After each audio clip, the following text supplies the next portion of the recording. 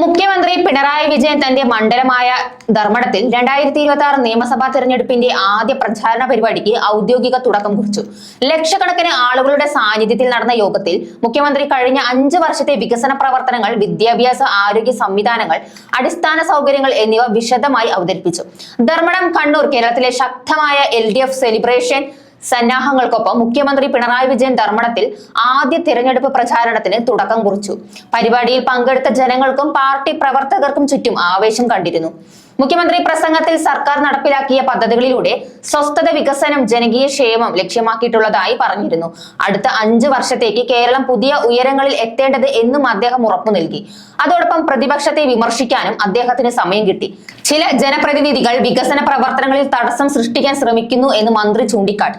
ജനങ്ങൾ വീണ്ടും LDFന് പിന്തുണ നൽകും എന്ന പ്രതീക്ഷ പ്രകടിപ്പിച്ചു. പ്രതിപക്ഷ പാർട്ടികൾ ഇപ്പോഴും സ്ഥാനാർത്ഥി പട്ടികകളിൽ അന്തിമ തീരുമാനം ചെയ്യാത്ത സാഹചര്യത്തിൽ ധർമ്മടം മുഖ്യമന്ത്രിയുടെ പ്രധാന പോരാട്ട മണ്ഡലമായി മാറിയിരിക്കുകയാണ്. ധർമ്മടത്തിൽ മുഖ്യമന്ത്രിയുടെ ആദ്യ പ്രചാരണ പരിപാടി കേരളത്തിലെ തിരഞ്ഞെടുപ്പ് ചൂടിനെ ശക്തമാക്കി. ഇതിനുശേഷം ബാക്കി മണ്ഡലങ്ങളിലും LDF പ്രചാരണം ശക്തമാകും. രാഷ്ട്രീയ ദൃശ്യങ്ങൾ വളരെ മനോഹരമായി മാറും.